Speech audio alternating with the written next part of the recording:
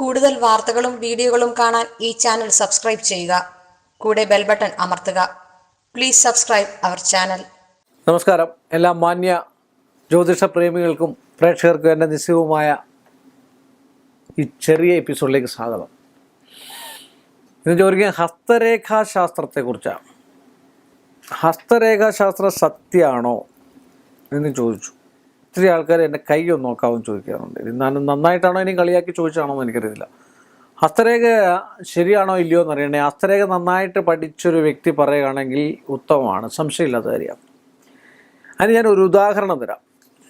നിങ്ങളുടെ കൈവെള്ള വെച്ചാൽ വലതുഭാഗം ഏറ്റവും ശക്തി കൂടിയത് പുരുഷനും ഇടതുഭാഗം ശക്തി കൂടിയത് സ്ത്രീക്കും എന്നാണ് പറയുന്നത്. അതുകൊണ്ടാണ് കൈ നോക്കുന്ന ആൾക്കാരൊക്കെ വലതുഭാഗവും ഇടതുഭാഗവും നോക്കുന്നത് അല്ലേ. സ്ത്രീകളുടെ ഇടത്തെ കൈയും പുരുഷന്മാരുടെ വലത്തെ കൈയും. ഹസ്തരേഖ നന്നായിട്ട് പഠിച്ചൊരാളുടെ കാര്യമാണ് ഞാൻ പറയുന്നത്. മനസ്സിലായില്ലേ? വെറുതെ ഇങ്ങനെ പറയുന്നതല്ല. ഹസ്തരേഖ നന്നായിട്ട് പഠിച്ചൊരാൾക്ക് അതിൻ്റെ ഒരു അടയാളവും ഞാൻ പറയാം. നമ്മുടെ കൈയുടെ രേഖ ദിനം ദിനം ഓരോ ദിവസങ്ങളും മാറിക്കൊണ്ടേയിരിക്കുകയാണ്. നിങ്ങൾക്കതിൽ സംശയം ഉണ്ടെങ്കിൽ നിങ്ങൾ ഇന്ന് പോയി നിങ്ങളുടെ കൈയുടെ ഒരു ഫോട്ടോ എടുക്കുക. ഒരു 2-3 ആഴ്ച കഴിഞ്ഞിട്ട് വീണ്ടും ഒരു ഫോട്ടോ എടുക്കുക. പിന്നെ 2 ഫോട്ടോ കൂടെ വെച്ചിട്ട് സ്കെയിൽ വെച്ച് അളന്ന് നോക്കുക, രേഖയ്ക്ക് വ്യത്യാസമുണ്ടോ. അല്ലെ 1 മാസം കഴിഞ്ഞിട്ട് എടുക്കുക. 100%, 120% വ്യത്യാസം ഉണ്ടാകും രേഖയ്ക്ക്. അതുപോലെ തന്നെ മണ്ഡലങ്ങളുണ്ട് ഹസ്തരേഖയിൽ. നമുക്ക് ഓരോ മണ്ഡലങ്ങൾ, കുജമണ്ഡലം, ശുക്രമണ്ഡലം, ഇതൊക്കെ പൊങ്ങുന്ന ഓരോ അടയാളങ്ങൾ. നക്ഷത്ര അടയാളം, ദീർഘായുസ് രേഖ, വിദ്യാഭ്യാസ രേഖ, അതുപോലെ വിരലുകൾ കണ്ടിട്ട് കലാകാരന്മാർ ആണോ,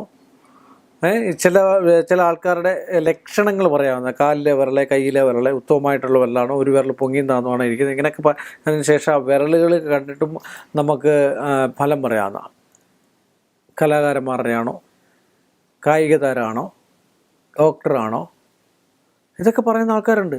ഇതൊക്കെ എന്ന് പറഞ്ഞാൽ അതിസൂക്ഷ്മമായിട്ട് കൂർമ്മമായിട്ടുള്ള ബുദ്ധിയിൽ പഠിച്ചെടുക്കുന്നതായിട്ടുള്ള സാധനങ്ങളാണ്. അതുകൊണ്ട് ഹസ്തരേഖ എന്ന് പറയുന്നത് സത്യസന്ധമായിട്ടുള്ള സാധനമാണ്. അത് അറിയാവുന്ന ഒരാൾ നോക്കിയാൽ, ഒരു പാമിസ്ട്രി അറിയാവുന്ന ഒരാൾ നോക്കിയാൽ സംശയമില്ലാത്ത കാര്യമാണ്. അതിനാണ് ഉദാഹരണം ഞാൻ പറഞ്ഞത്. രേഖയ്ക്ക് മാറ്റമില്ല എന്ന് പല അവിശ്വാസികളും പറഞ്ഞിട്ടുള്ളപ്പോഴും ഞാൻ പറഞ്ഞിരിക്കുന്നത് രേഖയ്ക്ക് വിശ്വാസം ഉണ്ടെന്നാണ്. ആ രേഖയാണ് നമ്മുടെ കയ്യിൽ കൂടെ ഓടുന്നത്.